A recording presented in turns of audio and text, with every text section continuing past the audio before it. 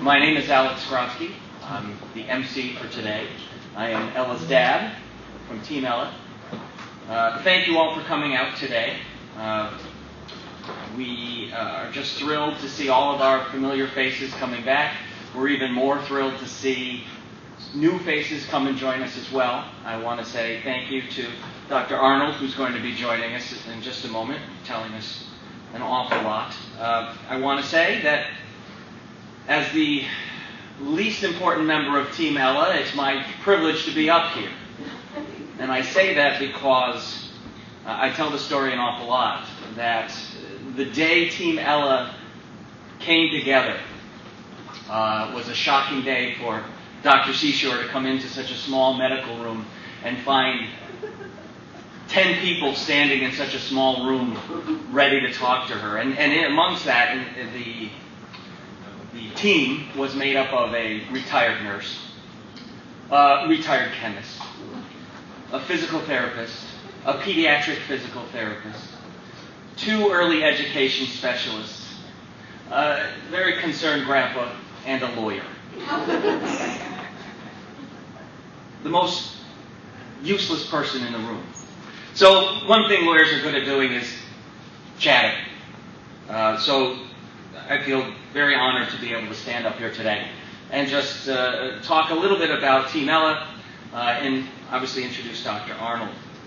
Let me just say that I can tell you exactly when Team Ella was formed, the exact moment. It was the day we got our diagnosis, which for most everybody is the worst day you think you're going to have. And I want to take just a moment before we get started just to say a couple of things. We had just gotten the determination. We were at Yale, I was sent to the pharmacy to get the first of the prescriptions that we would need. So certainly the pharmacy is a good 2 blocks over. I covered the distance in about 30 seconds, needless to say. But I got my cell phone out, and I called my mother and my father, and I said, we've got a confirmation. We know this is something that she has. And I must have been a little bit overworked. It was the end of a very long day. And my mother and father said to me, don't worry, we'll talk about this once you get out of it. So we went back into the room, we spoke to the doctors, and as we left, we got on the highway to head home. We put in another call and spoke to my mother, and she said, we'll meet you at your house. We've got this taken care of. We know what we're going to do. And in that moment, the spirit of what Team Ella is was born. That weekend, we had lots of discussions amongst the family, so that Monday morning when Dr. Seashore and her team met our team, okay, we had a plan, we had a teamwork, we were all set to go. And that's really what Team Ella is all about, determination. It's really about making sure that we do everything we can, not just to take care of Ella, because of course that's the most important thing, but also because the determination to make sure that everybody can share this information. And I'm going to take a moment of your time while I have everyone here captive to just say that this is our 4th meeting. We found each one of these meetings to be tremendously valuable. Doctors, medical professionals, researchers, families, friends, educators all come. And we've been so thrilled that at the end of each one of these meetings, there is always something, many things that I learned. And sometimes we've even helped people who had no idea that they could get this information. Okay, several years ago we had doctors coming asking our researchers for their impressions, their opinions, second opinions on their children, on their patients that they're taking care of. So just to warn you, someone might come up to you. We have people traveling from all over the Northeast to come see us, from the Midwest to come see us. And so it's just been tremendously gratifying to know that we're not alone in all of this. Okay? We have a network. And that's really what I think these meetings have been best at, providing that network, providing that community. And I would only say to everybody here, to the extent that you aren't already doing this, because I know most of you are, that we extend that network. There's an awful lot going on. There's a lot of online support. I'm sure you're aware of all the websites. We've even gotten into a situation where we are communicating via Facebook and Skype, not Facebook, FaceTime and Skype, with people who are across the country and in fact around the world who are dealing with the same issues we're dealing with. And so to be able to reach out and see the person and communicate with them has just been tremendous. And so I hope that we can keep this dialogue going. We can keep this up. Let me just say one other thing. These meetings would not be possible without the strong dedication and the unbelievable workload of Ella's grandmother, Pat Brodsky. And I just want to say we are indebted. We are absolutely indebted to her for more than you can know, Grandma. But knowing that everybody else is indebted to you as well for what you do here is tremendous.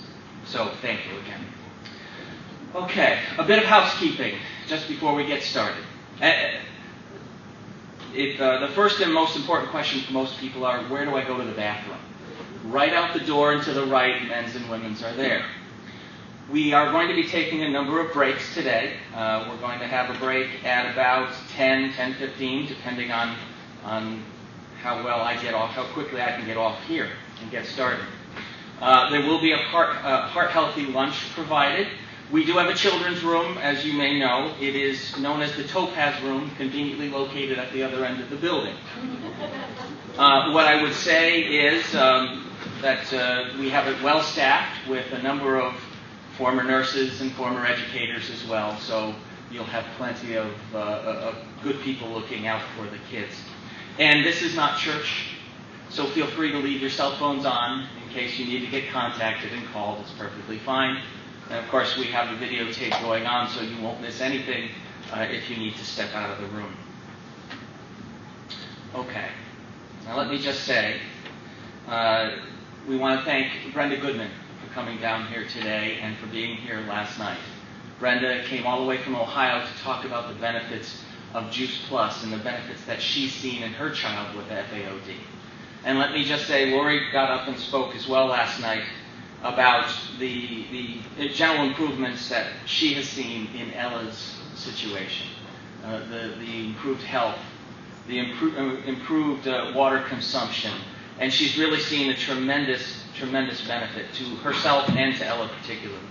And so we encourage you to stop by Brenda's table at the back and talk to her, maybe sample some of her pamphlets and take a look if that works well for you in your life as well. Okay. All right.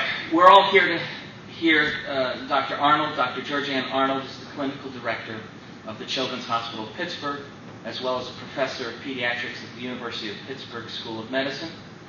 She received her medical degree in 1986 from SUNY, State University of New York, and at the Health Science Center in Syracuse.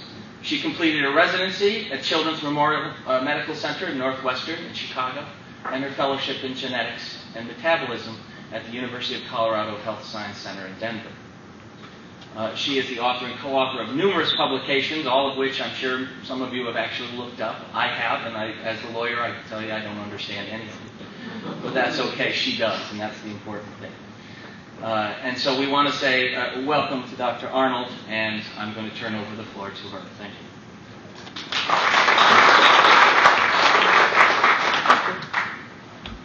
Am I on? You are on. I am. Okay. Well, I'd like to thank you very much for inviting me. It's an honor because I learn every time I come to a group like this. And so it's an exciting time to meet parents and children. And it's so heartwarming to see so many extended family supporting each other. So I want to give a talk today on update on some treatment. Since I work with Dr. Vockley, it's going to be a lot about the things that are happening in his lab. Because I'm a clinical researcher, not a bench researcher, I'm not really at liberty to talk about things that are not published yet. But hopefully you'll find enough interesting in what I have to say. Since people are usually in various stages of dealing with a child with an FAOD, some are very experienced and have read everything in the library, and some are new to it and are struggling with the words and the language. I tried to pitch a talk in the middle. I hope that I don't bore some people or snow other people. So I want to talk to you today about something called chaperone therapy, and we'll explain what that is. And for two kinds of disorders, very long chain or medium chain. I also want to talk a little bit about C7, which some of you have probably heard before, and a little bit about gene therapy, and then about the hot word of the day, carnitine. So this is a cell. Some of you may notice this is a plant cell, but it had the best picture, so I chose it. Humans don't have chloroplasts and a few other things. But if you look up to the right-hand side, under the word cell wall, which humans also don't have, you'll see mitochondria. So the mitochondria are the little power plants of the cell, but they're only one of many little organelles in the cell. And then if you go down to about 7 o'clock, you'll see the word peroxisome. And I'm only bringing that up because it can be confusing to people looking up long-chain fat metabolism disorders.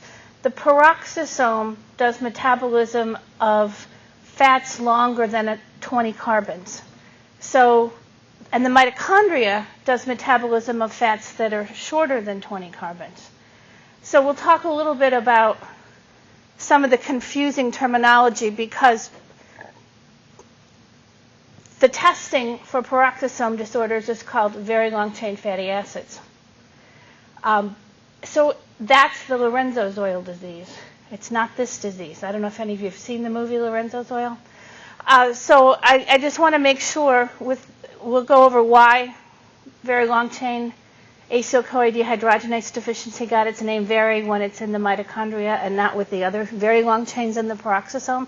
But we'll touch on that briefly, just to help you understand the literature. So your body's very smart.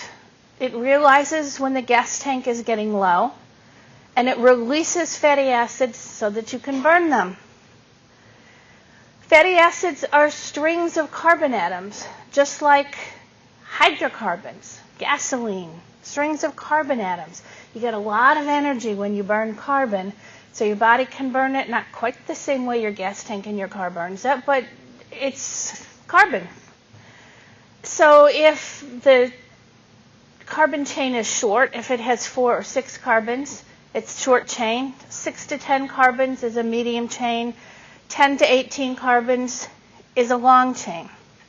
And again, the very long chain of greater than 20 carbons are metabolized differently. However, about 20 years ago, they discovered that the enzyme they thought was LCAD, the long-chain fat metabolism enzyme, wasn't doing what they thought. It wasn't doing mitochondrial fatty acid oxidation of fats between 10 and 18 carbons. They're actually still not 100% sure what it does. So they found the correct enzyme, and for reasons I'm not sure why, they renamed the correct enzyme VLCAD. So VLCAD breaks down long-chain fats in the mitochondria, and it's distinct from the very long-chain fatty acids in the peroxisome that cause Lorenzo's oil disease. Does that make sense to everybody? Okay, good. Thank you. So you have now these free fatty acids floating around in your blood, collecting in your liver, and your body activates them. It puts a little packet of energy called coenzyme A onto it. And so now that fat is activated, and it's referred to as a fatty acyl-CoA. Acyl is just the name of the kind of chemical bond. So now you have an activated fat called an acyl-CoA. So now you're ready to burn it almost. Short-chain acyl-CoAs and medium-chain acyl-CoAs can just waltz right into the mitochondria on their own to get burned. Long-chain can't. They need a carrier. And the carrier is carnitine.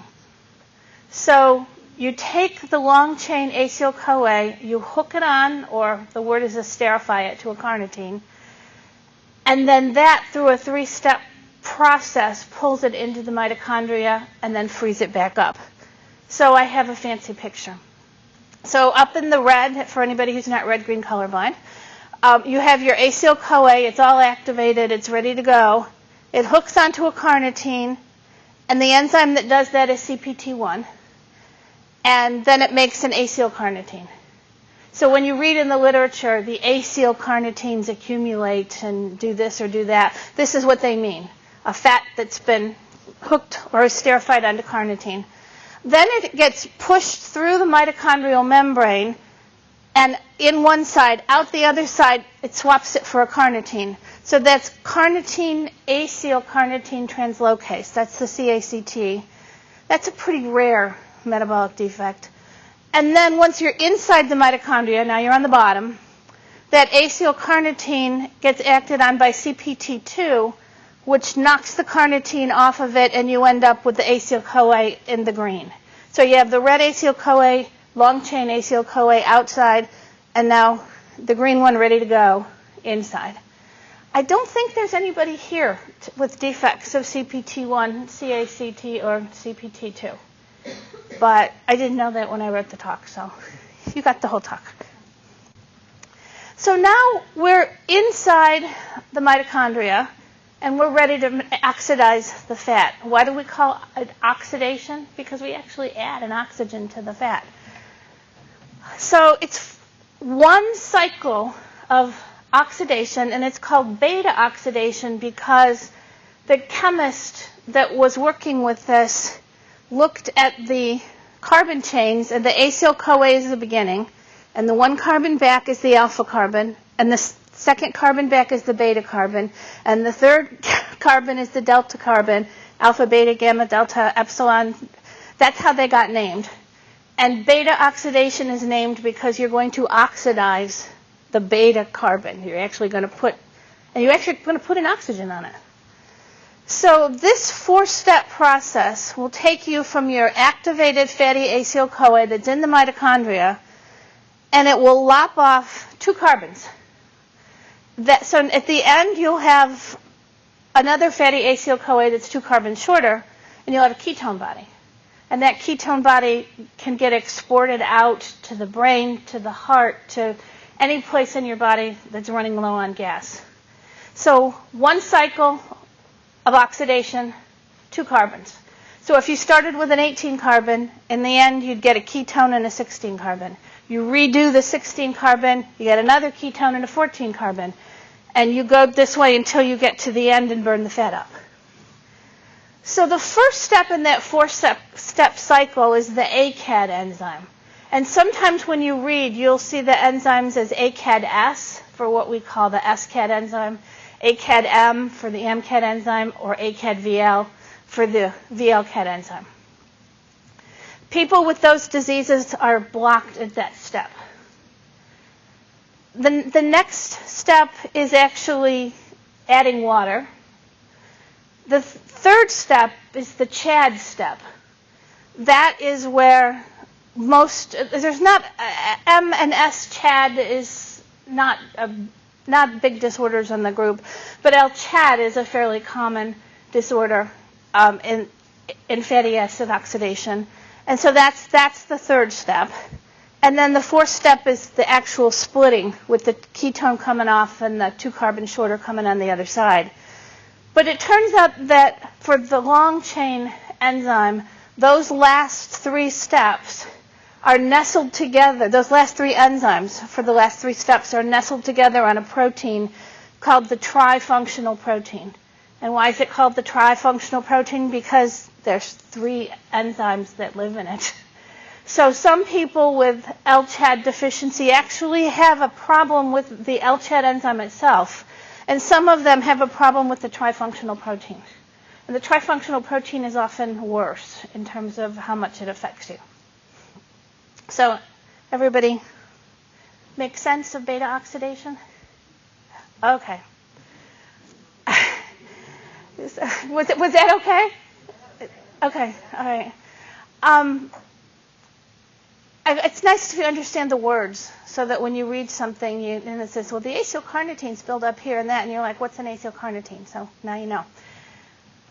So one idea for treatment would be to help a broken enzyme or chaperone it. So enzymes are proteins. The DNA tells it gives the instructions on how to make that protein, which amino acid should go in which order, and then what should get done to it later. Sugars get put on proteins and other things. Enzymes will then fold up into a characteristic shape based on what their amino acid pattern is like. So if you took an envelope that you were writing a letter in and steamed the glue open, and you just pushed it a little, it would reassume that envelope shape because that's where it was meant, pre-bent there. It was meant to bend there. And that's really what enzymes are. They fold into these shapes, and they call it the lock and key hypothesis. So one thing is folded into one shape, and another's folded into a different shape, and there's a little space where they fit together and get the job done. If the lock or the key is not right, they won't fit together and get the job done. So when the genetic directions to make an enzyme are wrong, several things can happen. One is that you don't make any enzyme. The whole gene is gone that gives the directions. There's nothing there. And that's kind of a lot harder to help in terms of you can't fix that protein if it isn't there. Sometimes you can make enzyme, but just not enough of it. Sometimes, in some places, in the final protein, things have skipped around a little. Little pieces of the DNA sort of get cut out. And if you are not efficient at that process, sometimes you'll get some enzyme made, sometimes you won't. Or sometimes you can just make an enzyme that's wrong, and it just, the folding places have been moved, and it just doesn't fold the way it should. And often a misfolded protein is removed because your body says it's foreign. You don't belong here. You must be a bacteria or something come to hurt me, and I'm going to take you out. So I like to think of chaperone therapy as a Boy Scout, helping this little old lady across the street. So he's helping her to stand up in the posture that she's supposed to be in so she can see where she's going, and he's helping to gently take her where she needs to go. And that's an analogy I think is good for something like chaperone therapy with enzymes. So is there a Boy Scout that can help you stand up and get one foot out in front of the other where you're supposed to be? And for the long-chain fats, they've discovered a couple. I found a paper on resveratrol. Resveratrol is one of the ingredients in red wine and grape juice that's supposed to be good for your heart. So these researchers actually took fibroblasts, skin biopsies. Many of your children had a skin biopsy at one point. And they studied those fibroblasts, the skin cells that they grew out in a petri dish in the laboratory, and fed the culture resveratrol. And they did CPT2 and VLCAD deficiency, and they found that they could improve fatty acid oxidation in the petri dish in patients with VLCAD deficiency or CPT2 deficiency. Now, that's kind of a long way from going home and plying your child with wine. Actually, alcohol interferes with glucose metabolism. Alcohol is probably not good for people with fatty acid oxidation defects. Could grape juice be? We're a long way from, animal studies, dose studies, to tell you whether that's going to help or not. But I think it's a really interesting idea, and I'd like to see it go farther. The other one that's been around for a little while is benzofibrate. And people have mentioned it. There is a human trial that finished recently, but we don't have the results yet. There's a big metabolic meeting coming up in Barcelona, Spain in the fall, so we're hoping maybe we'll see results there. But this is the title of the paper. effect of heat stress and benzofibrate on mitochondrial beta oxidation. And they looked at children with VLCAD. And they found that in the cultured cells of children with VLCAD deficiency, if they fed the culture benzofibrate,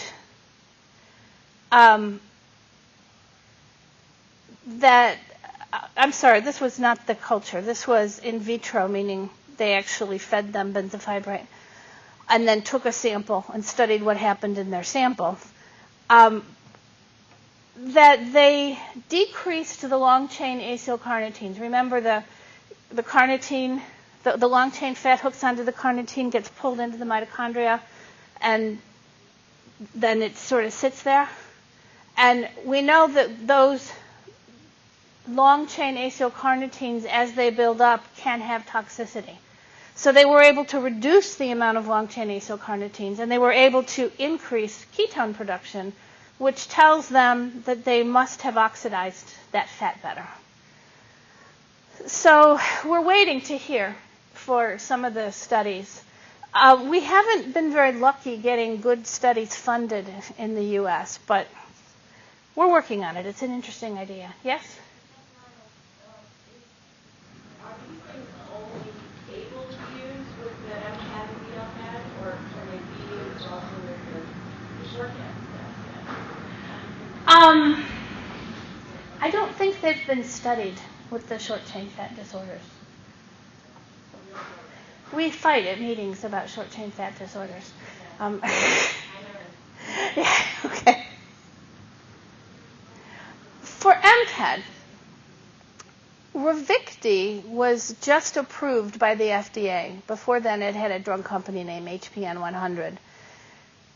And it's a drug that helps your body to excrete ammonia. But when you consume a drug, when you take Advil for your headache, why does your headache come back in 4 hours? Why doesn't that Advil just sort of live forever in your body? Well, your body metabolizes medications. They go through the liver and they get changed and they get broken down, and eventually you can excrete the parts of the drug. So you have to think about how that drug is metabolized. And it turns out that the first step of metabolism of Ravicti is a step of beta oxidation. And the MCAD enzyme has a site that recognizes Ravicti and says, oh, I belong to you, and I'm going to go in here and I'm going to bind right there, and then you're going to break me down into the next step until I go off and the metabolism finishes some other way. So there were some interesting thoughts about this. One was, could people with fatty acid oxidation defects have a decreased tolerance to Ravicti? Could they be more likely to get toxic on a lower dose if they're not as effective at breaking it down? But the tandem thought to that is, well, wait a minute. If we feed people with MCAD deficiency Ravicti, and it binds on the enzyme, maybe that it would help that enzyme to fold more efficiently, because that would work its way in there, and as the end, it would sort of correct maybe the enzyme misfolding, and maybe they'd actually be able to do beta oxidation better.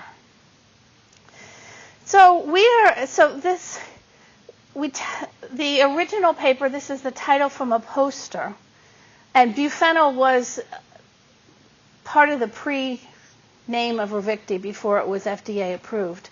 And Caitlin Kormanek is a graduate student in Dr. Vockley's lab.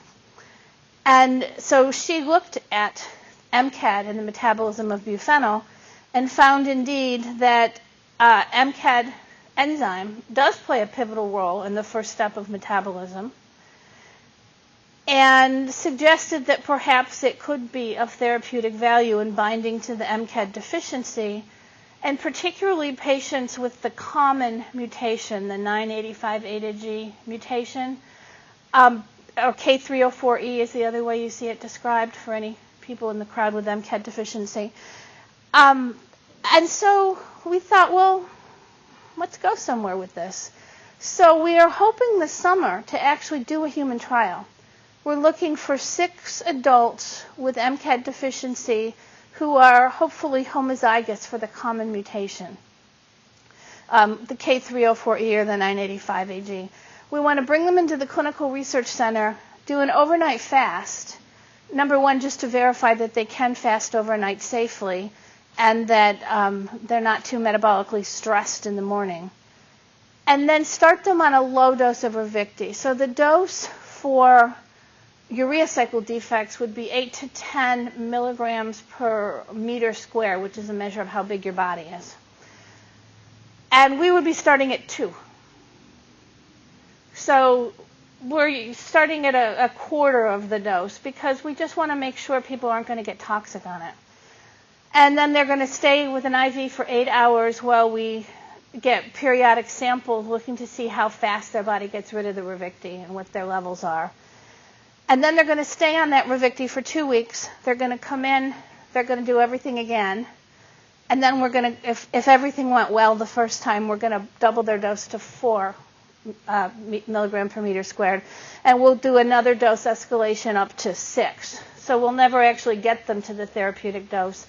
We might not even get that high if we find that their levels are too high. So one of the things we want to see is, number one, do they tolerate the drug? And number two, after an overnight fast, are there any differences in how high their glucose is? And how much of the acylcarnitine, the C8 acylcarnitine they've accumulated? Is there any evidence to show that this is helping them? Unfortunately, people who don't make any enzyme, people maybe where the whole gene is deleted, or where the instructions, when your body makes proteins, there's instructions that say, here's a beginning point of a gene, recognize me, and then there's a point at the end that says, stop. Don't go any farther. This was the end of this protein I wanted you to make. If that stop, what we call codon, stop gets moved up right to the beginning, you don't really get anywhere. Your enzyme just poops out right before it really gets made. And so it's hard to help with chaperone therapy because there isn't any enzyme to chaperone. So for that phase, you have to, for those kinds of problems, we might have to go somewhere else. So we're not yet recruiting. We're not yet on clinicaltrials.gov. We're setting the budget. We don't have IRB approval yet, but I do hope to be ready this summer, if any of you are aware of any adults who would like to travel to Pittsburgh. Well, there are also other chaperones that are being worked on. And there was also some work in Dr. Vackley's lab that suggests, in terms of the lock and key type fit, that a good place for the key to look at is where the part on the enzyme where the energy actually passes through there into the what's called the electron transport chain, which is really where the energy gets made, where the real burning happens. And so another student in Dr. Vackley's lab is looking at chemicals, drugs, agents that might target that binding site. And this, I realize you can't read this, so I broke part of it down. But I wanted to see, this is a poster that went up at a recent meeting.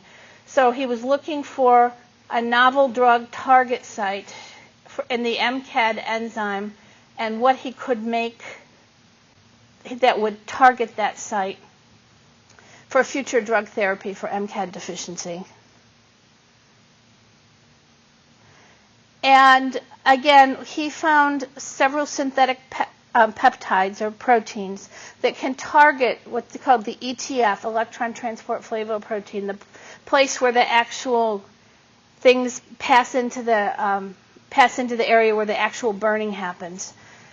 And he was able to rescue, or that is make some of the enzyme work better, and suggested this is a really good site to look at for future chaperone or stabilizing therapy.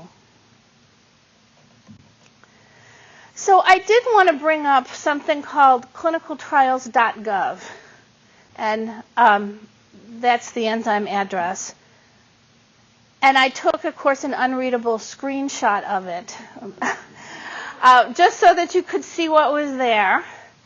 But if you go to clinicaltrials.gov and you ask, it'll ask you, what do you want to look up? You can put in, this I think was for VLCAD.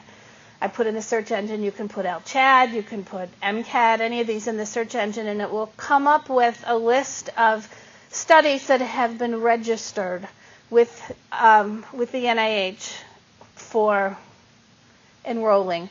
With this one, there's the top one is the effect of benzofibrate on muscle metabolism in patients with fatty acid oxidation.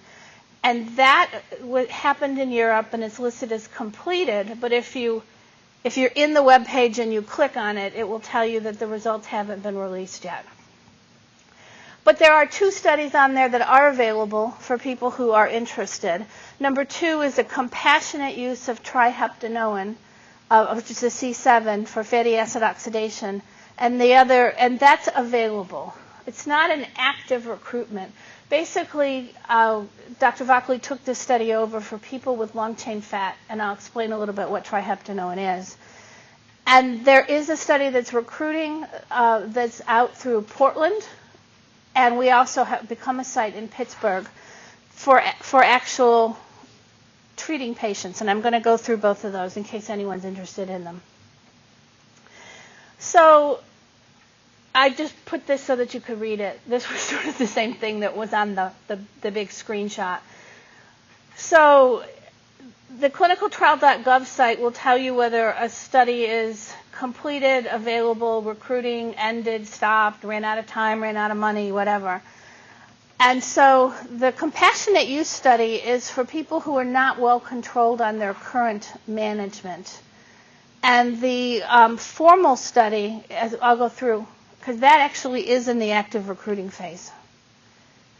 So C7 or triheptanoin, remember fats are chains of carbon atoms, but most fats have an even number of carbon atoms, 18, 16, 14. Triheptanoin has 7 carbon atoms, so it's medium chain in length. But it does some interesting things when it's metabolized. Since we studied beta oxidation lops off 2 carbons at a time, becomes a ketone body. When you get to the end of an odd chain fat, you have 3 carbons. So this will take 7 carbons. Beta oxidation will take it to 5. Another cycle of beta oxidation takes it to 3. When you're at 3, you move into a different kind of metabolism. It moves into a part of the cell cycle called the Krebs cycle, or the tricarboxylic acid cycle that you memorized once in biology and promptly thought you would never hear again in your entire life. And here you are. So it actually kind of helps feed that other metabolic cycle. So there's some people who believe that it has efficacy not only because you can make ketones out of it, but also because it feeds this other part of the cycle. It also will make some unusual ketones that have 5 carbons in them instead of a usual ketone with 2. And those ketones can be taken up by your brain. So it's possible that it could provide better energy to your brain. And I say possible, and I really should say theoretical. That really hasn't been studied. So the original doc who dreamed up studying C7 or triheptanoin was Dr. Charles Rowe. He's now retired, and the status of his application, the IND, or Investigational New Drug Application, passed to Dr. Vockley, and Dr. Vockley's spoken to you previously. He has the open compassionate use protocol for patients with long-chain fat disorders, CPT2, VLCAD, LCHAD, and trifunctional protein, who are not doing well on their current therapy and want to try something new. So basically, instead of MCT oil, you're taking C7. I don't have results I can release at this point. They'll be published hopefully soon. But there's also a study that's funded by the Orphan Drug Program of the FDA that is looking specifically in a scientific way at people who get C7. So just in case there was anybody here who wanted to volunteer for the study, I decided to tell you exactly what you're going to do there. So they'll come into the clinical research center either in Oregon or Pittsburgh. Urine will be collected for 24 hours. The patients will get an EKG and an ultrasound of the heart, as well as an MRI of the heart. We want to see really in great detail how well the heart is working. The exact composition of your body in terms of how much is muscle, how much is fat, is going to be measured by something called MR spectroscopy, fancy kind of MRI scan, and by DEXA scan. DEXA scanning is what they do to measure bone density in postmenopausal women. These are not things that hurt, but you have to be able to lay on the table. Then the subjects will walk on a treadmill for about 45 minutes. And when I first read this, I said, you want to put somebody with VLCAD on a treadmill for 45 minutes? What, are you crazy? And the answer is it's not forcing them to work harder than they can work. So they're very good about how hard they're working people on this, because we don't want to push anybody into an episode of rhabdomyolysis. And they're going to be very careful, very in-depth about what they're measuring. So you're going to be breathing into a little tube that's going to collect your carbon dioxide and tell us how much fat are you burning, how many calories are you burning. The blood samples will be collected before and after the exercise. The patients will also get a meal of, particular, exactly how much of each is in. So they can tell it. They'll get a stable isotope, which is basically, normally carbon. Have you ever heard of carbon-13 dating? Normally carbon has 12. I don't know how to explain it. It's something like carbon that's, in this case, they're using stable, which means it's not radioactive, but they're putting a marker on it. So they can tell which carbon atom you ate, and then they can see where it comes out. Does it come out in your breath as having been burned? Does it come out in some other orifice? So breath and blood samples will be collected, calories, and then they're going to actually just watch them lay on a bed and see when they're doing nothing, how many calories are they burning. How much are they doing when they do their routine daily activities. So it's a busy 4 days. And then at the end, subjects will be subdivided, and half of them will get regular MCT oil, and half of them will get C7. And C7 does not have a particularly different taste or smell, so we are hoping that people won't be able to tell which one they're on, and that the researchers won't be able to tell which one they're on, so that when they come back 4 months later, we can all analyze them objectively and try not to read too much into their results if we're hoping for a certain kind of outcome. So families will get a cooking lesson, a teaching lesson, how to use their oil. The oil will be shipped to their home. They'll get a call from a study monitor every week. And at the end of 4 months, they'll come back and do everything again. So another 4 days. So what are the inclusion criteria? Well, you have to have one of the long-chain fat defects. You need to be at least 7 or greater than 7, mostly because we don't really think that you can cooperate with all the testing if you're younger than that. And you have to be able to travel, the 2 travels to either Pittsburgh or Oregon, and be able to follow the protocol. Take the oil, do the tests, walk on the treadmill, do the things we want. But we are actively recruiting for this study, and if anyone is interested who meets the criteria, please let me know. Now, there's some very preliminary work that I'm not really at liberty to say much about other than that it's going on. Looking at markers of inflammation. There are some people who think that some of the toxicity in VLCAD or LCHAD deficiency is due to inflammation.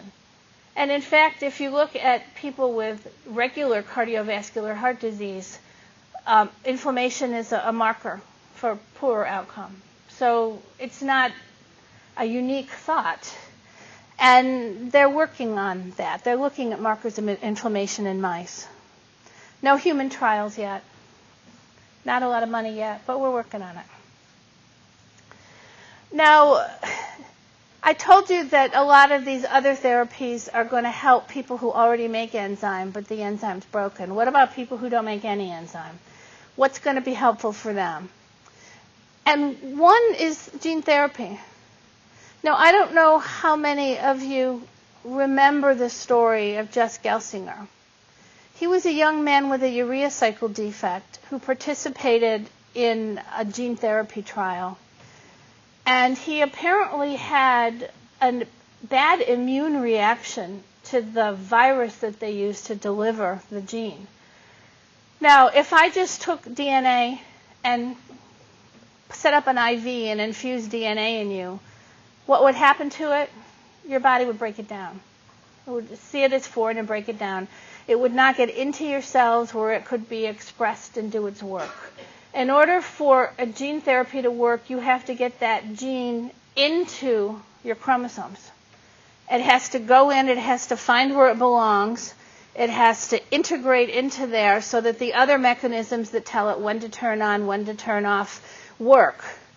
So to introduce a gene therapy, you have to find a way to get that gene in where it belongs, into the cellular machinery. And viruses invade DNA. So people said, let's hook it to a virus. And it's a great idea, but this particular virus that they used had some issues.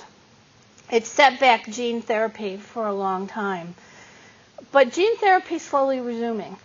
I think we all thought 10, 15 years ago that we would have gene therapy for all disorders by now, and it didn't happen. It's a lot harder to do than we thought.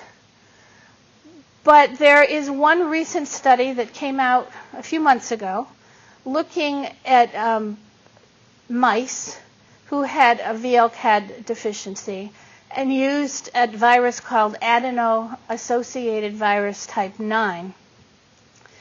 And they were able to inject the mice with they were able to take the gene they wanted, insert it into this virus, infect basically the mice with the virus, and give it a little time to work, get into the cells where it needs to be, to make the proteins it needs.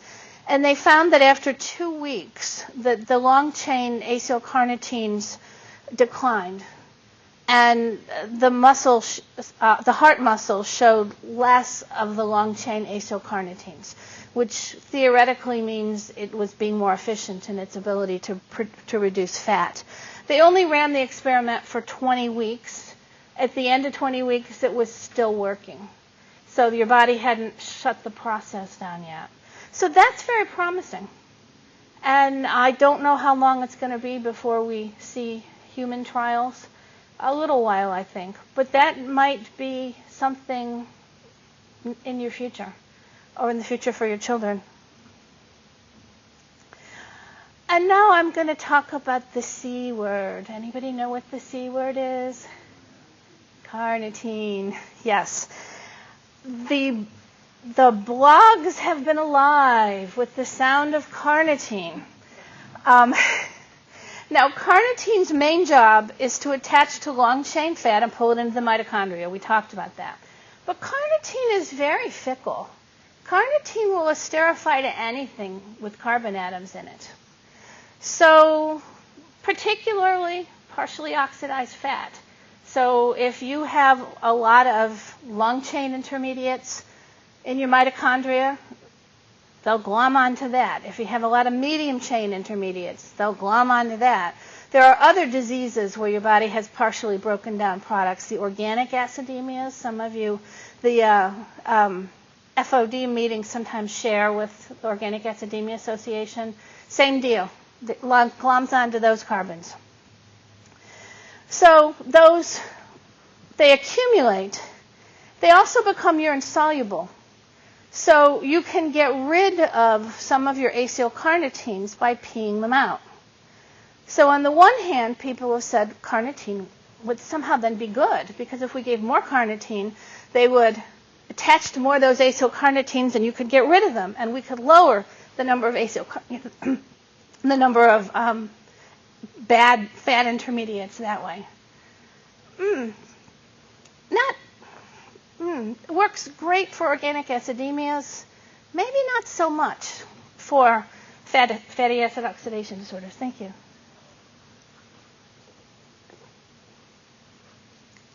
But the other thing that happens is if you're tying your carnitine up and then peeing it out, you start to deplete your carnitine.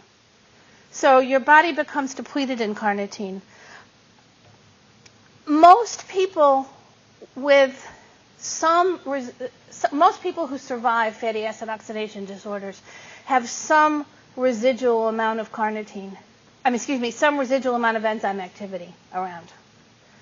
So if you totally deplete their carnitine, and they could do some, even if it was just a little fatty acid oxidation, particularly the long chains, and you completely deplete their carnitine, now they can't do any.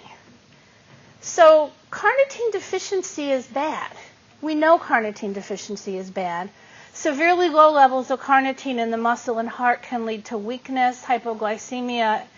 People have dropped dead of arrhythmias from being profoundly carnitine deficient. But we're measuring carnitine in your blood, and we're assuming that that reflects the amount of carnitine in your heart muscle or your skeletal muscles. But we don't really know that. So measuring carnitine in blood is only a poor man's way of knowing what's really going on in your important tissues. So we don't want you to be carnitine deficient. We know carnitine deficiency in your tissues is bad for you. There is a paper that's going to come out in Barcelona. So again, I can't say too much about it except that someone looked at some adults with VLCAD deficiency, LCHAD deficiency, I think, who were not taking any carnitine and were not taking any MCT oil, and who had rhythm problems. Significant rhythm problems. Would those people have not had those if they'd been taking carnitine? I don't know, because they weren't on carnitine. So we don't really want people to run out of carnitine. But on the other hand, too much of a good thing is not good either. There's particularly a group in Germany. The main researcher did some work here in the United States with Dr. Strauss and with the Mayo group. And her work on mice suggests that if you feed mice carnitine, they just make more acylcarnitines. And those acylcarnitines are toxic to your heart. And so, her point is, please, don't give long-chain fat metabolism-based carnitine. And so we're kind of stuck. We're kind of damned if we do and damned if we don't. This is how metabolic doctors feel about carnitine. Particularly in long-chain disorders, every case really needs to be considered on an individual basis. I have patients with long-chain disorders who are or who are not on carnitine. If I think someone is looking, the problem is right now I'm not going to stick a needle into your heart muscle to tell me how much carnitine is in there. If they come up with a really easy way to measure it from the outside, put you in some kind of scanner and they can do that, that's probably what would be a better way to do it.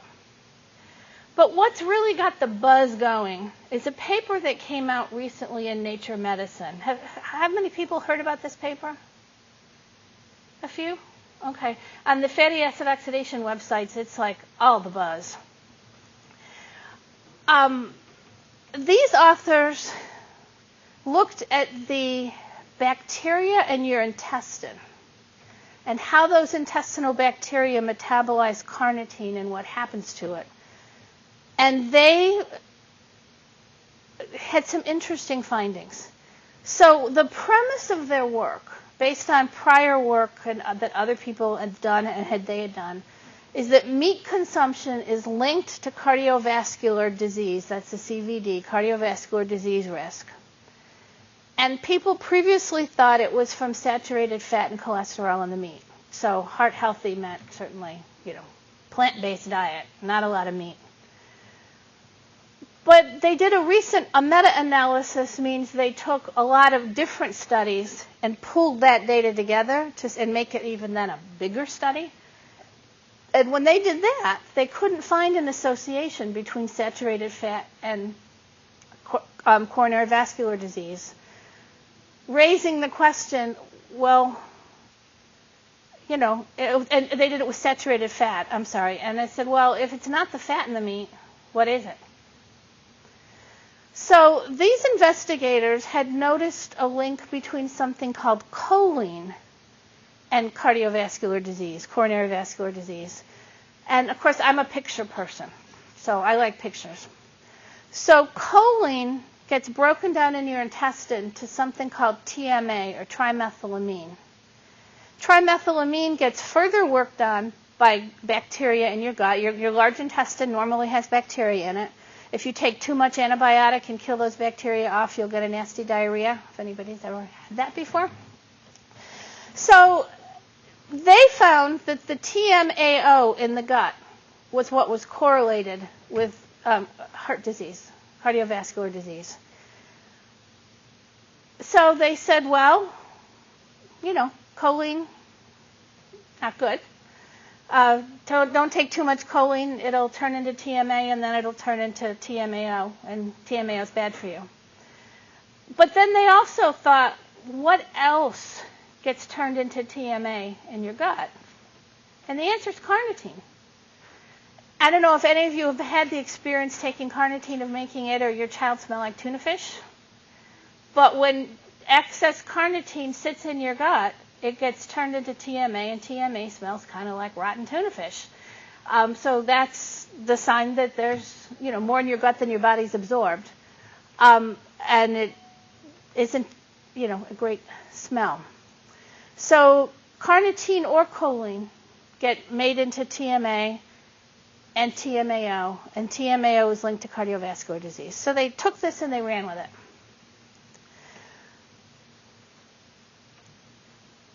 So they also asked the question, since dietary I kind of went through this. Since dietary carnitine is metabolized by TMA, could carnitine from red meat or from supplements also increase cardiovascular disease risk?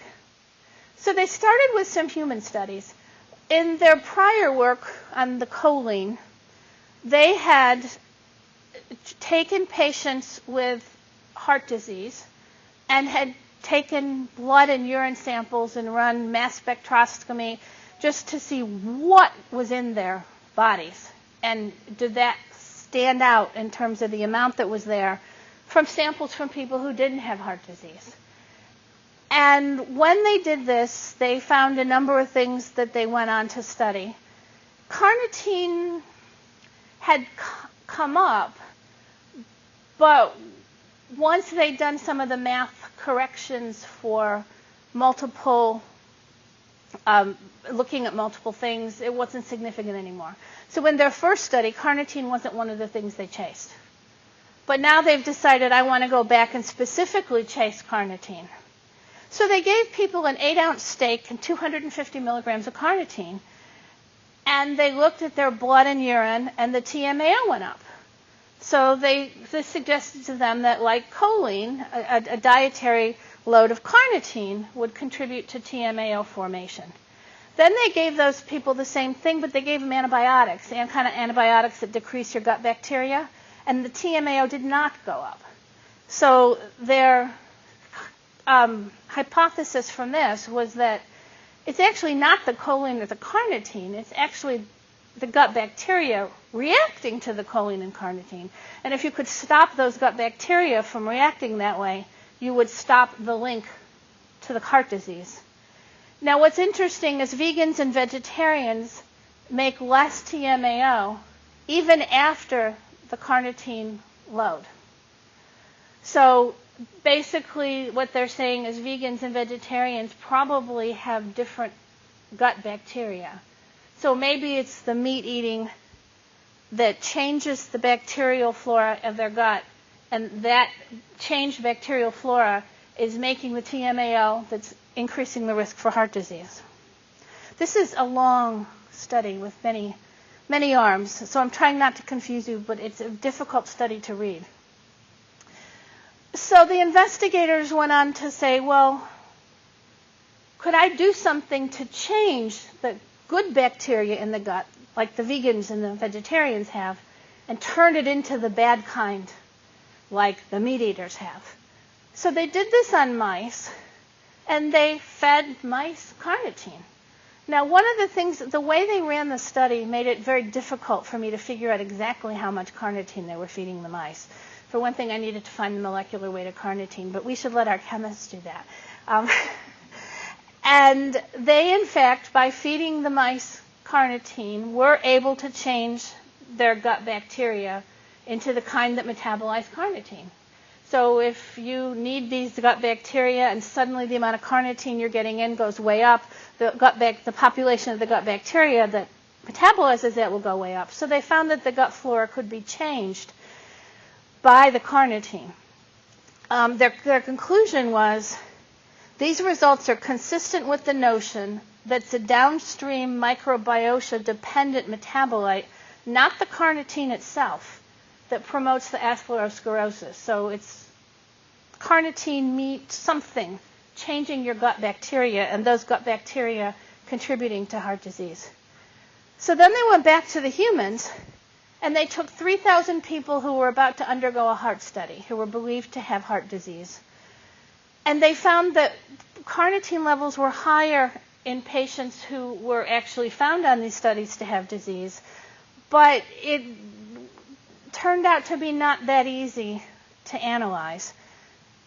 And so their conclusion here was, although plasma concentration of carnitine seems to be associated with both prevalent and incident cardiovascular risk, the results suggest that the TMAO, or the gut bacteria, rather than the carnitine itself, is the driver. So their focus is going to be on not what not to take in carnitine or choline or meat, but on how to get your gut to stop responding to it. And the reason I find all this so interesting is because I had my annual physical in January and found that my triglycerides had gotten high. And at the same time, a study came out in the New England Journal of Medicine on the Mediterranean diet. I don't know how many of you read about this.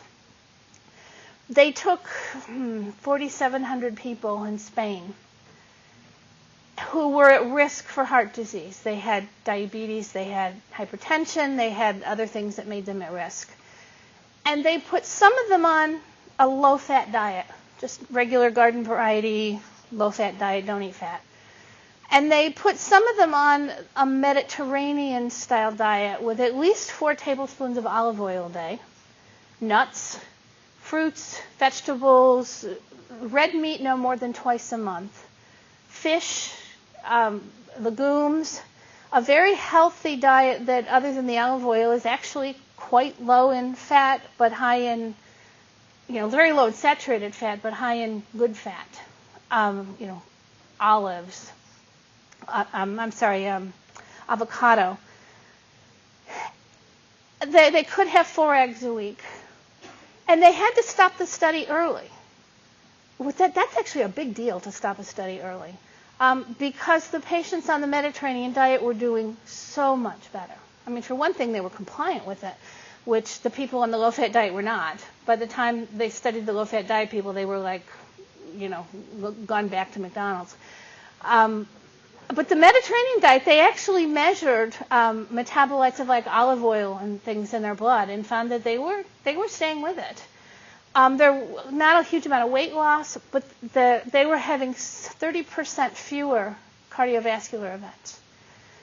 So if you had a coin and you weren't sure if this coin was a weighted coin, you wanted to use it to start a football game, and so you wanted to toss it 10 times and see, if you got around 5 heads and 5 tails, and you got 3 heads in a row, would you stop and say, this is obviously a weighted coin? No, you'd probably need a little more evidence than that. But if you were going to toss it 100 times and you got 30 heads in a row the first time, then you're like, yeah, maybe this is a weighted coin. So you really have to have much more convincing data to stop a study early than you actually even need at the end of the study to prove your study worked. So the fact that they stopped this study early means the data was really, really convincing that this group on the Mediterranean diet was having far fewer cardiovascular events. Now, they didn't go in and measure the amount of plaque in their arteries. They didn't do any of those kind of studies. They just measured how many had a stroke or a heart attack. But the Mediterranean diet is actually quite high in choline. Fatty fish 3 times a week. Fish is very high in choline. Artichokes, high in choline. Nuts, fairly high in choline. Other meats, even lean chicken is moderately high in choline. I mean, nothing's as high as like liver and kidney. But so these people were eating a lot of choline, probably significantly more than the people on the low-fat diet. And yet, they had a 30% decrease in poor cardiovascular outcome. So I'm looking at this and thinking, how do I put these studies together? And it's difficult. It's difficult for me to put these studies together unless it's something in the red meat and not the choline changing their diet gut bacteria. So I look at this and I think, so what does this mean for me giving patients carnitine? And the answer is, you're damned if you do and you're damned if you don't. I think that the media took this carnitine study and just took this paper, if you find it in Nature Medicine, it's actually very difficult to read and slog through. And it kind of skips back and forth between human and mouse studies, and it's quite detailed, it's quite long, the print is very small. And they, got it down to 2 sentences. Carnitine causes heart disease. It's, the Gina Colada, New York Times. Carnitine causes heart disease. That's not really what the paper says.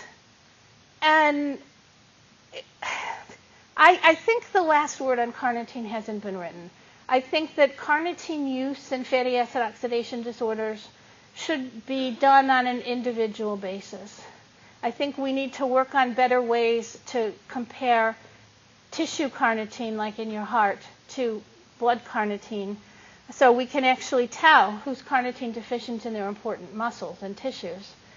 I think that there's a lot we have to learn about it. I don't think carnitine is poison.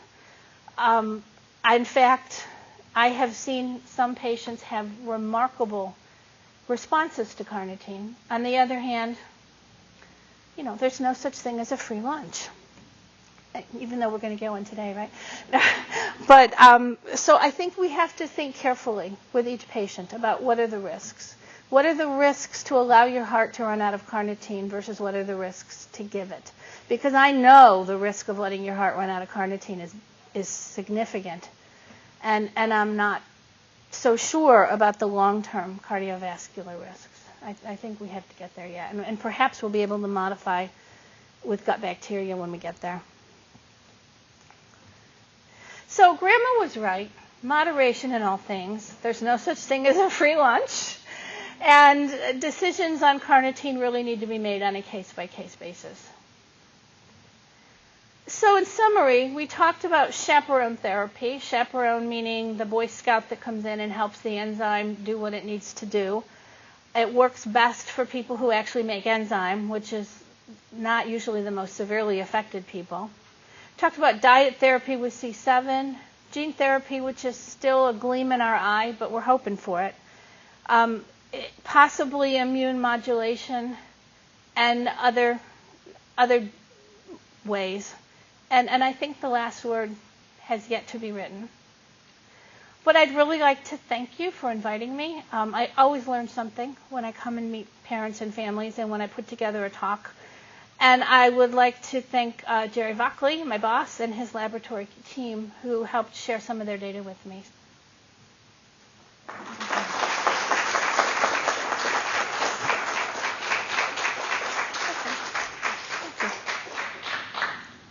Are there questions? Oh, okay. He says we'll get to it. I think what we're going to do is we're going to take a short break here.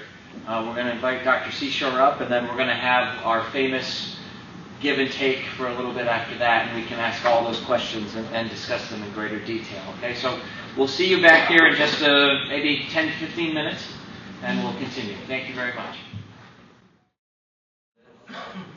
But hopefully during lunchtime we'll have a chance to kind of mingle, talk about these issues more, because we are going to have another session, breakout session after lunch, and discuss things. We did want to move on with the presentation just now, so that some of those of you who have to leave in the afternoon don't miss out on the opportunity. And I think this is a perfect time to work into that discussion. We've already heard the discussion about how technology can help in family relationships, in addressing these issues. So we're going to have a presentation now by two people, one of whom is tremendously special to me, and I'll leave it to the crowd to know which one is there. Let me introduce Susan Guernsey. She's our former first grade teacher at East Haddam Elementary. She obtained her bachelor's degree from the Ohio Wesleyan University and her master's degree at the University of St. Joseph. And she was instrumental in the application, particularly of remote learning and virtual learning.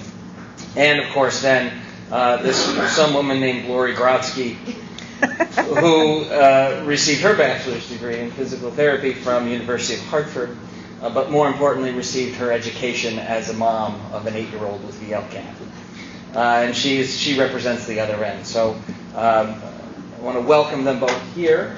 I also want to welcome our contingent from East Haddam Elementary. Now they know that we are playing hooky, but thank you for coming anyway. And I'm just going to flip this up and we'll get the presentation.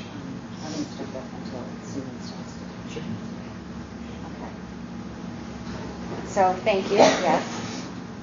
My name is Lori Grodsky, and I'm Ella's mom. And I have to point out, because she asked me to, that she created this sign at the front of the podium a few days ago, and she insisted it be put on the front of the podium. And it says, celebrating 40 years of Team Ella. So she's very, very proud of this event. As a parent of a child with an FOD, as many of you know, we wear a lot of different hats. Sometimes I'm mom, and sometimes I'm nurse, and sometimes I'm doctor, and sometimes I'm the teacher.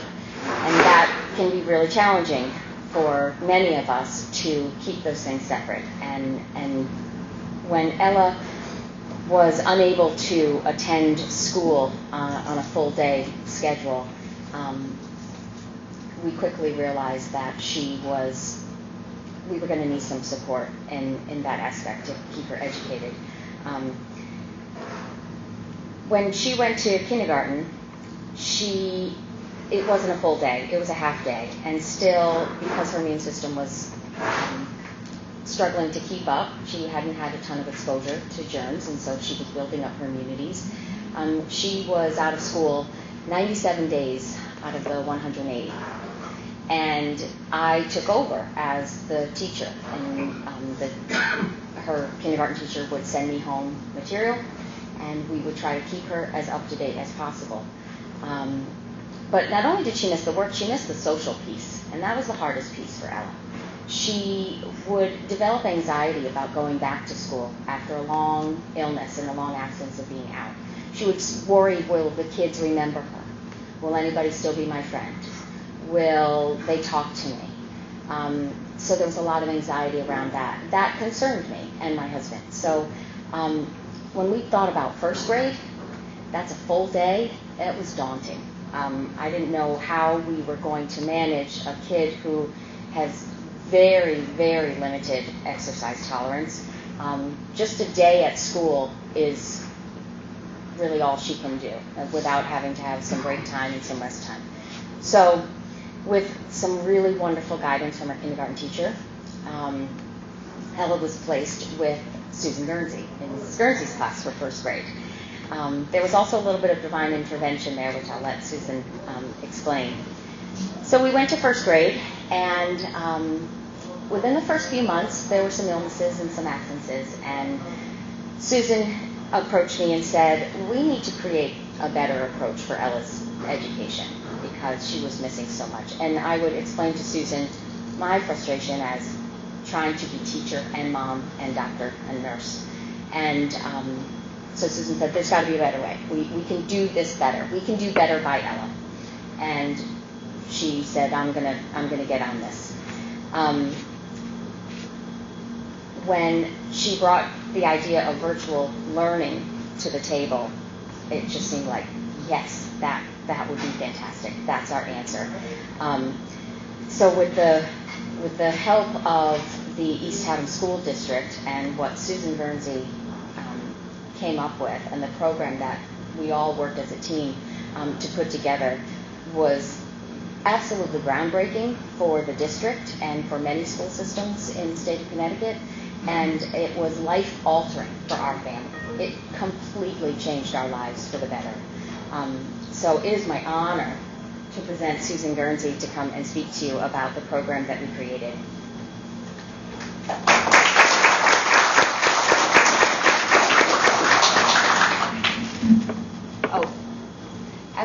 I'm sorry, 1 second. As Susan's going to speak, we're going to run a slideshow of some photographs to give you an idea of what this whole thing looks like.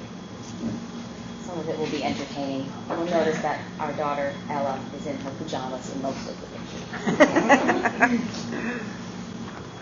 I'm delighted to be here today to share with you the exciting and innovative work that has been taking place with Ella's education in East Haddam. When Ella started in my classroom as a first grader, we had a game plan, but Ella was left out of much of the instruction at school for both long periods and short periods of time due to her absences. However, before I start, I must tell you about my connection to VLCAD. In February 2011, Ella's kindergarten teacher asked me to consider having Ella in my classroom for first grade. I knew that Ella had a condition that required her to be careful about germs, that she was out of school for periods of time, and that her mother, Lori, was her paraprofessional support in the classroom. Lori had presented to the teaching staff about Ella's condition, but I had never heard of it, and the name did not stay with me. I had seen Lori and Ella around school, and had always thought how friendly and normal Ella seemed. I knew that I would agree to have Ella in my classroom. A month later, on March 7th, 2011, my first grandchildren, twin boys, were born in Atlanta. I went to spend a week with my daughter Margaret to help her adjust to motherhood and twins. On Monday, 1 week after they were born, 3 days after I arrived, Margaret got a phone call from her pediatrician asking how Holden was doing and telling her to come straight to the office for evaluation. The newborn screening had indicated that Holden had enzyme levels that indicated VLCAD. Holden was seen by the pediatrician and immediately sent to Children's Hospital of the Scottish Rite for more blood work. 2 days later, the same scenario repeated itself for Luke. The second set of blood work indicated the elevated enzyme levels of VLCAD for both boys. On Friday, Margaret and her husband, Andy, went to Emory Genetics to meet with Dr. Paul Fernhoff and Dr. Ronnie Singh with 11-day-old Luke and Holden to learn how to manage VLCAD. They came home armed with special formula and instructions that they needed to feed Luke and Holden around the clock every 3 hours. The internet is a blessing and a curse. Family in Atlanta and elsewhere were Googling to find out anything and everything they could about VLCAD. You all know from your experiences what is out there to read.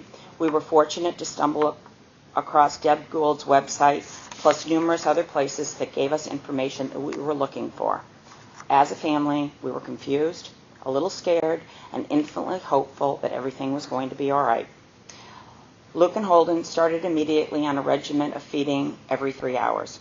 I left Atlanta to return to Connecticut in my teaching. Margaret and Andy were feeding twins every 3 hours, often having to wake up sleeping babies to do so.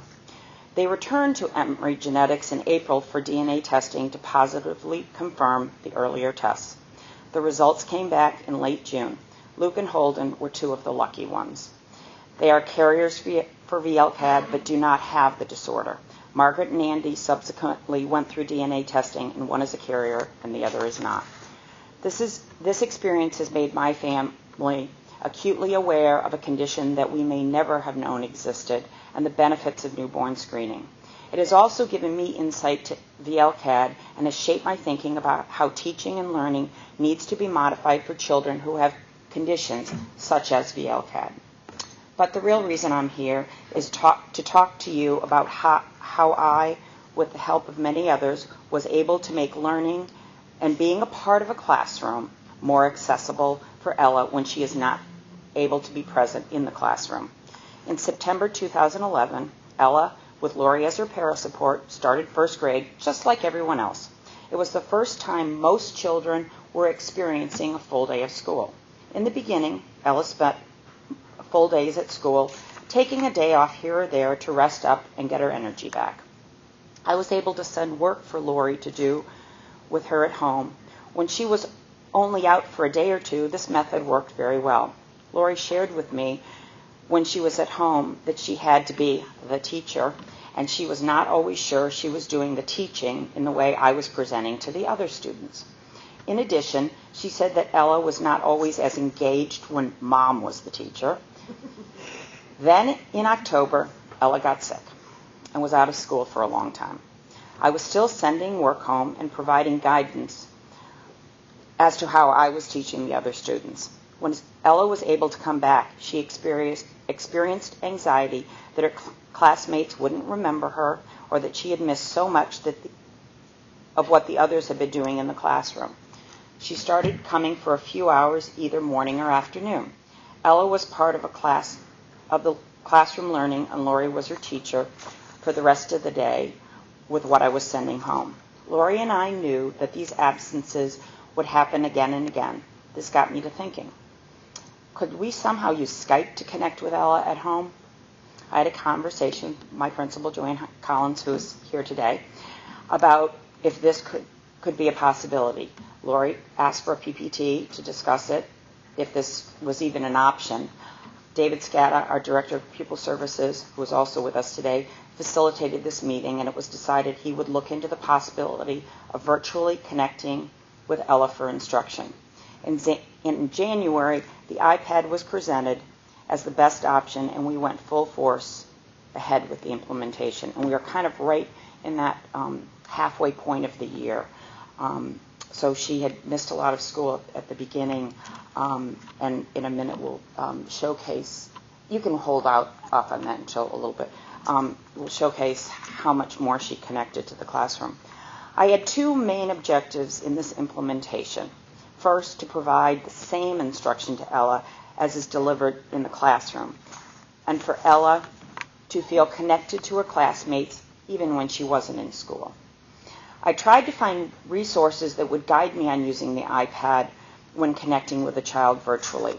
I found very little on the internet. I found things about classrooms connecting with other classrooms, but nothing of what I was looking for. I even called Apple, and they did not have contacts or information that they could direct me to. The iPad is a terrific learning tool utilized in many school settings. Even though we could not find situations that had used the iPad in the way we intended, we found that we could use the iPad very effectively. And when do we use the iPad? We use the iPad when Ella is sick and she can participate part of the time. And it's also used when the school is sick. And what I mean by that is that there's a prevalence of strep or the stomach bug or flu, and it's risky for her to be around those potential germs. In those cases, Ella can participate fully in the classroom lessons and activities. I started using the iPad with whole group lessons, with the iPad positioned on a chair in the middle of the classroom rug surrounded by students, and you will have seen that at some point in the presentation. The students would argue, want to take turns sitting next to Ella, and would be arguing over who had sat next to her the last time. She was a part of the lesson. She could participate by raising her hand, and she could hear and be a part of the discussion and the interaction of her classmates. She could see the whiteboard, and the writing on the charts, and she could see the books I was reading. When students would return to their seats, Ella, via iPad, would return to her seat to do work at home. I could ask her questions or have her read to me what she was writing. Next, we included Ella in the morning meeting at the beginning of the school day. The iPad sat on a low shelf in the morning meeting circle. She was part of passing the greeting around each day, shared reading of poems and reading of the morning message. She could hear about what her classmates were doing and share about what she was doing. One day, Lori called me to say Ella wanted to do morning meeting with her class from her bed at Yale. The children were happy to see her and unfazed that she was in the hospital. It had become so routine for Ella to be with us, they didn't notice the change of scenery. The only comment about the hospital was from one student who said, "I was there when I got my tonsils out." From then on, I was always looking for ways to include Ella as often as possible with what we were doing in the classroom. It took some creative thinking and pre-planning to make it work. Other activities included small group and reading groups where Ella could be a contributing member of the group. The iPad would be set on the table and she could see the group and they could see her. We did partner reading. Ella and her reading partner could take turns reading from the same book, or they could pick different books to practice their reading to each other. In writing workshop, Ella was a part of the mini lessons at the beginning and then would write in her journal at home. I could have writing conferences with her so that she could read to me what she was writing. Math activities. She participated in all the games, well, of course the main lessons, but also the math games and activities using manipulatives, whether they be dice or cubes or chips or all kinds of things we use, and whiteboards with a partner. I provided game boards, manipulatives, and other supplies for Ella to have at home. And arts and crafts projects. Often these types of projects are part of the science and social studies lessons. Ella was able to hear the directions and work on her project alongside her classmates, being able to share what she was doing and seeing what her classmates were doing. She was able to make a holiday parent gift for her parents without them knowing, I hope. She was able to write and illustrate a book for her parents without them seeing it through the use of the iPad. She had her things in a folder that I had given her. Lori was asked to be out of the room when Ella was on the iPad for these lessons. And I think Ella took it very seriously. She did. I was closed the door and everything. She brought all her work to school for me to help her edit and then illustrate. Ella was truly excited that this would be a surprise for her parents. An integral part of making this virtual learning successful was the partnership and common vision that Lori and I had. Lori is well organized and had supplies ready for Ella at home. Lori continually reported that Ella was more engaged in learning when she was using the iPad and took more initiative to complete her assignments. Lori no longer had to be the teacher. She could help Ella as was needed, but Ella was accountable in the same way her classmates were. Lori became the facilitator and not the teacher. While we were able to accomplish many things virtually, there are some limitations. We found it hard to connect for specials, such as art, music, library, and PE, since special materials are necessary. Ella connected with her classmates on a social level. She would eat snack with her classmates often and catch up on all the gossip of our classroom and her friends' lives. If I turned on the iPad to prepare for Ella to be with us, a group of children would gather around to talk to her. Lori said that the anxiety of returning to school after long absences disappeared because Ella was in almost daily contact with her classmates.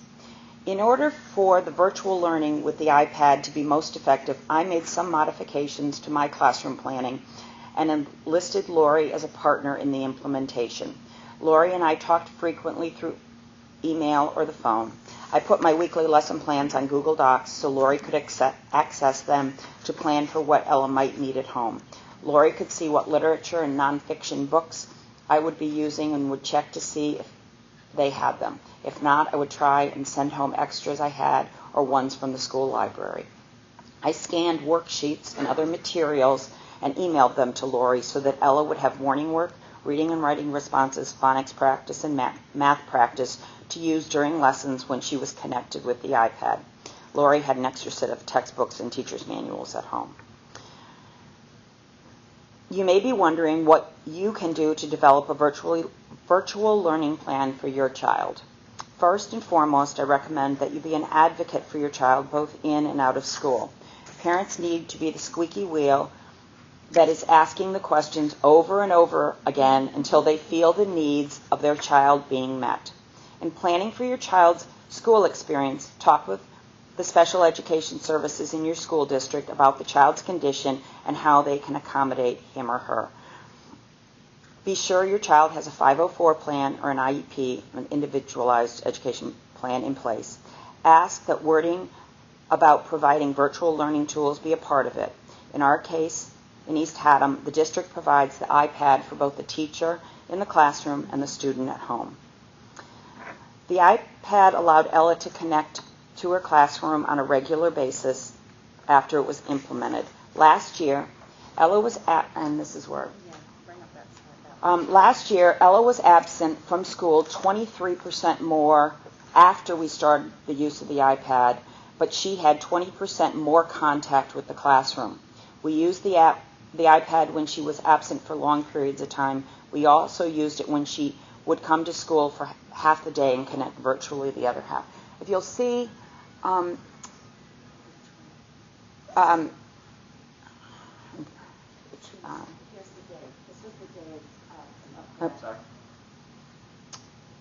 she was absent in the first half of the year 40 days, and she was in the second half of the year 60 days.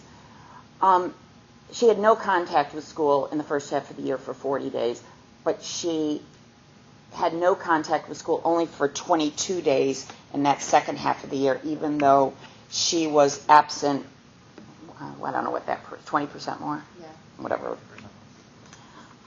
The iPad has become an invaluable tool in Ella's education. We proved it effectively kept Ella connected to the classroom when she cannot physically be in school. Lori and I feel we have been trailblazers in this effort since we can find almost nothing about connecting with students in their classrooms in this way.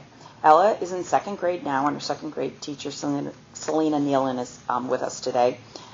Her second grade teacher is using the iPad in very similar ways. She's also been able to have Ella have a kindergarten reading buddy that sometimes they can connect when Ella's in school, and other times they can connect virtually.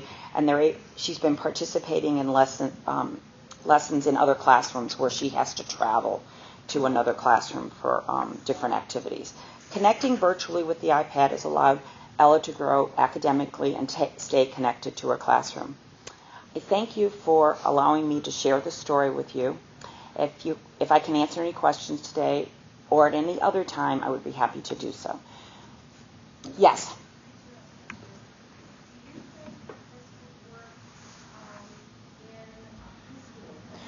I think it could work very effectively in a high school setting. If it was more of a lecture class, the iPad could be set up to follow the lecture. If they were doing small group, literally I would just set it in the table in a circle, or if they were sitting on the floor or something like that. I can see that. Technology is going to change so much between now and even when Ella's in high school, and they may be doing something differently, but no matter what grade level, I can see this being very effective. I think part of when I first got the iPad, I did not want her to be sitting in the back of the room just observing what was happening, and so I put her in the middle. I didn't want her to be on the fringes of what we were doing. I wanted it to be her as an active participant. But yes, I very much see that this could work in a high school setting. It might be a little more problematic in a high school setting because the iPad would have to travel from teacher to teacher. But I would think those kinds of things could be overcome. Yes. Right, and I know you could do it with an iPhone or an iPod or something like that.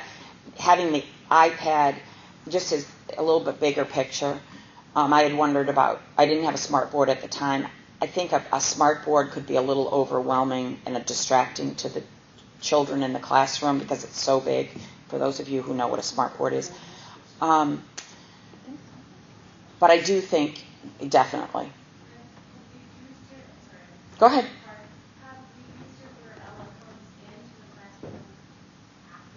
Yes. And I think they use it, we did that last year, and I think they've even done it more so this year. And a lot of times Ella, for me, she would be there a good part of the morning, and then we would go to special and lunch, and they would go home. So by the time we were back in the classroom, we would connect with the iPad then, or vice versa. She would connect with the iPad in the morning, because Lori says she's not always a morning person. Never. And her never. And so she could be with us by 9:15 in the morning. They would stay a good part of the morning with us. Then they would, while we were at special and lunch, they would come in for the whole afternoon.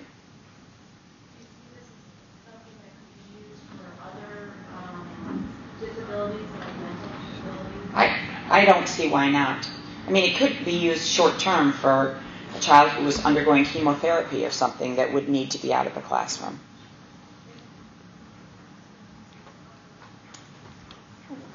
Oh, I'm sorry. Yes. I have a question. Basically, it's an attendance issue. How did you get around, aren't there laws in the state of how many days a kid, no matter what's wrong with them, can miss without being withheld back?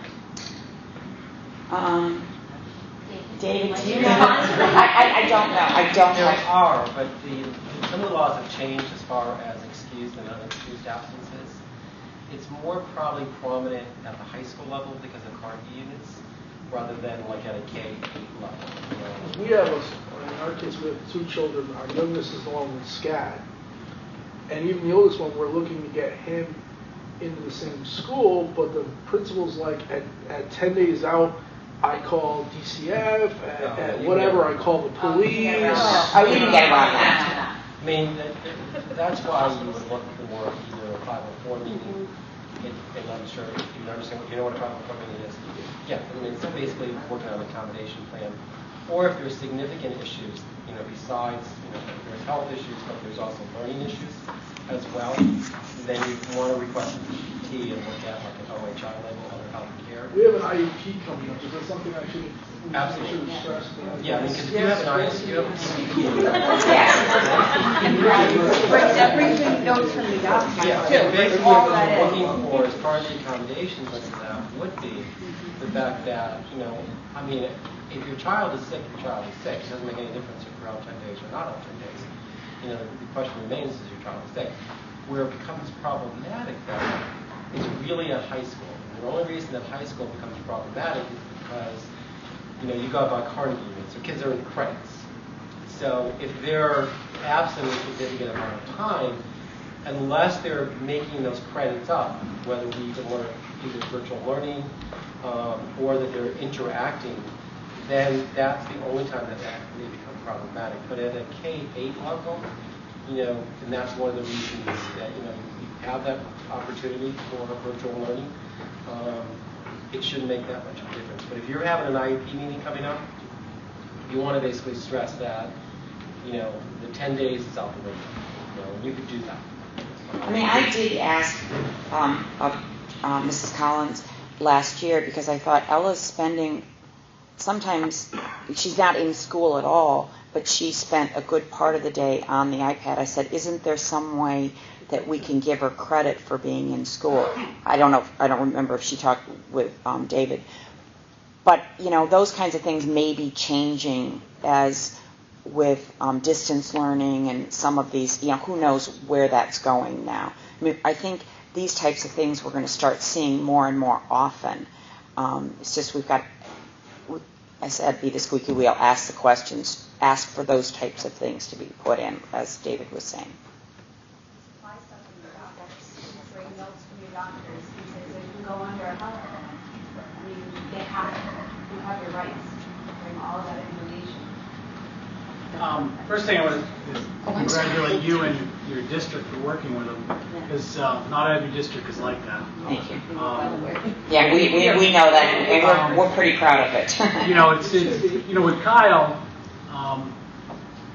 certain teachers, and he goes to magnet school. We didn't let him go to the regular town public school, and they try. And I use that word try sometimes. Sometimes they have to be reminded, because when they see me come walking through the door, they know there's going to be some issues. But it's like, and this is also comes back to his dad of being a lawyer. This is where he becomes important. Is that a lot of people that are coming with school age, they don't know their rights. You know what I mean? Because a 504 and IEP totally different. Kyle has a 504, his rights skyrocket compared to an IEP, and they don't tell you. This is for all kids that are going to be going to school. A lot of districts will not tell you your rights. It's your right to know, but it's not their right to tell you. And so what we found is that we have to obviously be your own advocate, but when you have a school system that will work with you, it's just tremendous. Thank you. And that's awesome. I give you.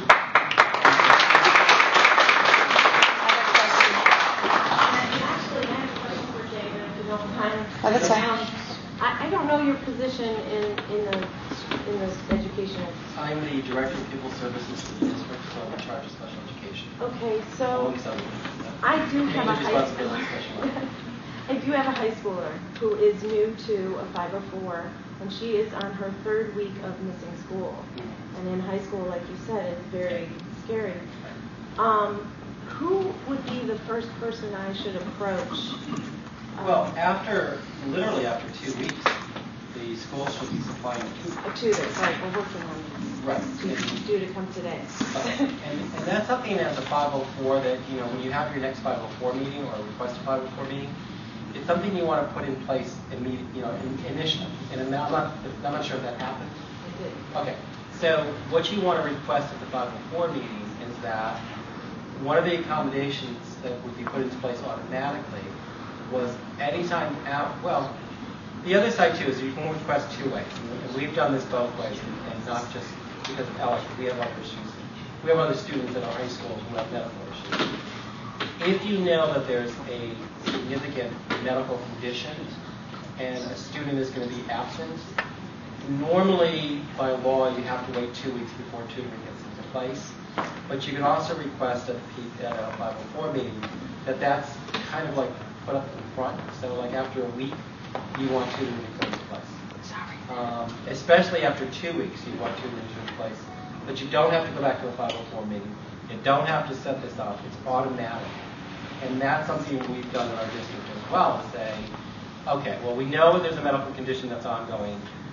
Why would we have to come back for a meeting again to say, okay, well, now let's put tutoring into place? That should just be an automatic after a 2 week period, or you can even say after a 1 week period to put that in place. Because the only problem with tutoring, though, is it's only going to touch on certain subject areas, because you can't do everything. But if you know that's in place initially, then you don't have to worry about that. And all that should go through the guidance department, because right now, the way we organize it in our district is the guidance department the tutor will be put into place. Teachers will give the guidance department the work. Then the tutor takes it from there, comes to the child's house or wherever, and then gives it back to the guidance department to get corrected by the teachers. But make sure that that's part of your 504 meeting. I would request another one. Okay. And that one of the stipulations is that if you can prove your child has an ongoing medical condition, say, no, I don't want to wait, after 2 weeks and we'll come back to a meeting and say, okay, now for 2 minutes. Let's do that immediately. Yeah, we want to be proactive. Right. Yeah, but you can do that through a 504. 504s are very easy to put that into accommodation in place. And again, you have the documentation to prove it's an ongoing medical condition. It's not like something that just... And I think Lori and Alex were were aware at the time that they could have asked for tutoring if need be. But a big concern of theirs was Ella being a part of the classroom and connecting with her friends and the social piece of it. And I think that's one thing the iPad is very much done. And in terms of instruction, yes, a tutor can do it. Mom can do it as the teacher. But when they're getting the exact same instruction or listening to the exact same lectures or those types of things, it can really benefit the child. As Sue said, can easily work in high school. The only thing that we went through was union issues. Was what? Union issues. Union issues. Yeah. Okay. I mean, there Yeah. was some pushback. From the teachers. From the teachers, yeah. There was some pushback from the teachers because they didn't want to be like, not they wouldn't want to observe, but there was a little pushback as far as, now that someone's going to be in their classroom and they're going to be on video, what might that mean? But yeah, and it was something new. It was a new experience, but we worked through that. I mean, it wasn't my problem. I mean, I No, never even thought about that part of it. In kindergarten. Oh, I know. I know. You can. It was an issue with it. No. But we worked through that, and now it's not at all. So I mean, I think that even if you got that pushback from the Teachers Association, I mean, you still can push through that because it's really for your child that you're looking for this, and realistically, an iPad or that kind of learning can happen, at a high school level. There's really no reason for it. The only issue that we would have at our high school, and sometimes we have it at the elementary school, is the connectability of the system. Because you have to have it, it's all wireless. So you got to make sure that you have enough routers so it can access. And the concrete block schools are problematic for connecting. And we did have, I didn't get into all of those details. We had that initially, and we figured it out by having a booster put outside my classroom and things like that. Right. I was just going to say, you got a write-up about, Well, my hope. amazing thing what you're doing for other schools. My hope is that I wrote this with the intention of tweaking it for it to go on Deb Gould's website if she'll accept it, and I would think she would.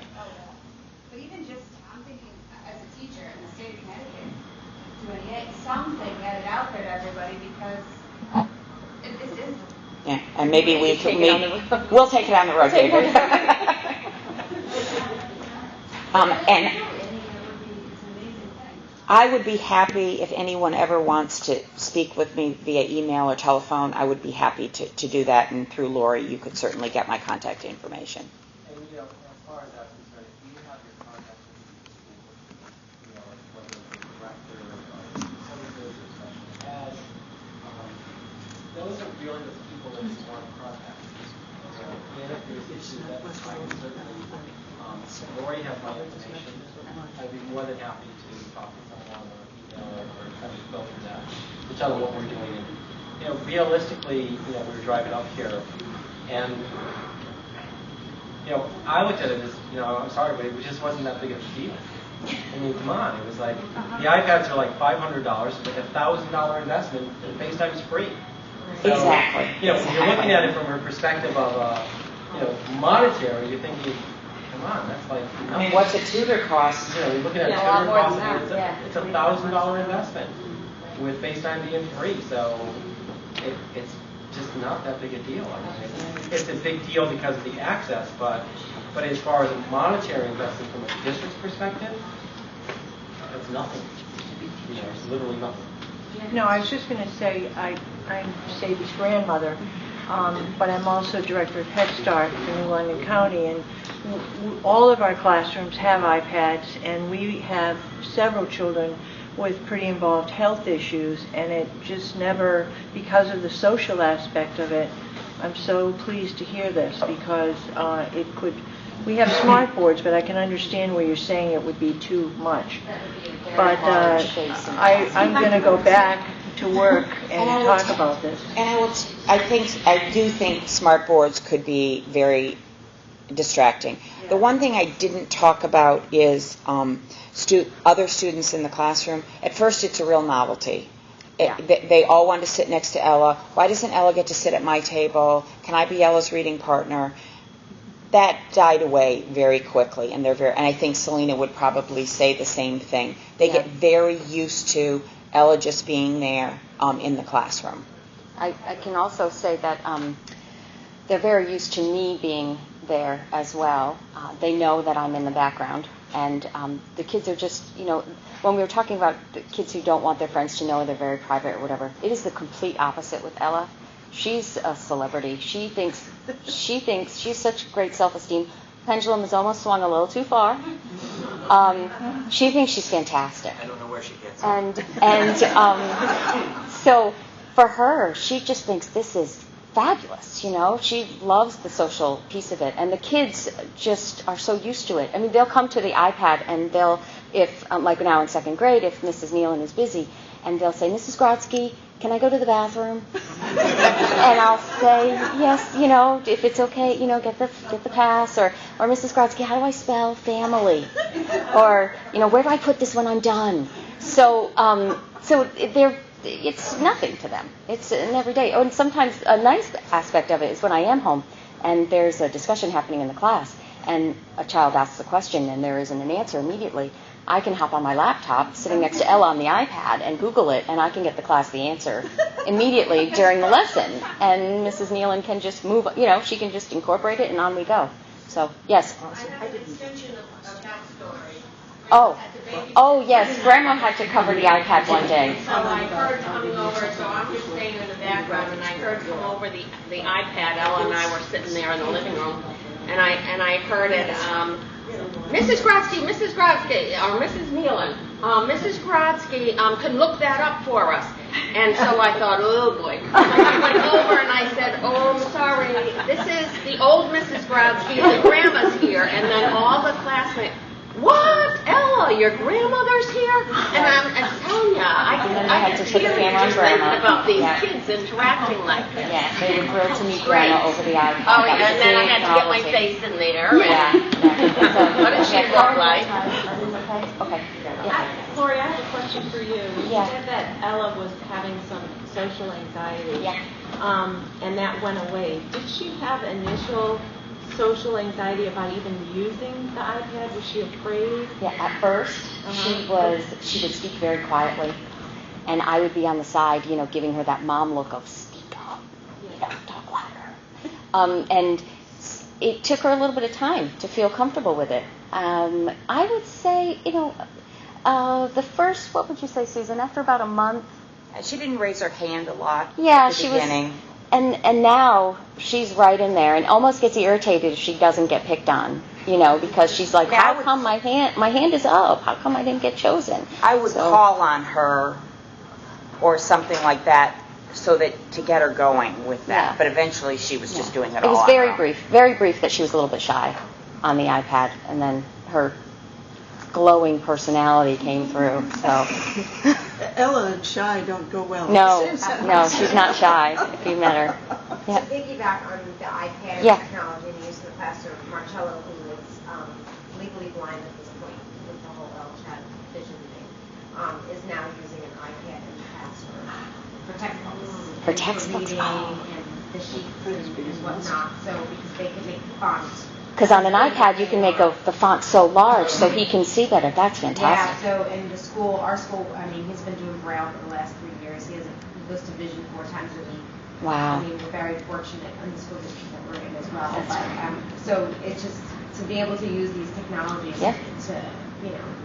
to get these kids through, I think, is huge. And he is a celebrity because he has an iPad as well. So.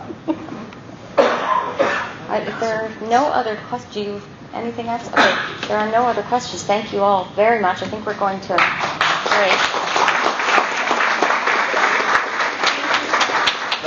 Thank you, everyone. Thank you, Susan and Lori. May I also take an opportunity, selfish though it may be, to say thank you to David Scatta, Joanne Collins, and Selena Nealon from the East Haddam Elementary. I hope, certainly for your efforts in the past and your continued efforts going forward with Ella's education, and I hope that perhaps just being here today can see how special and how lucky we feel to be a member of East Haddam and to be going to through your school system, because you see, this is a novelty, and we're very fortunate to have the education system we do have. And I just want to say thank you.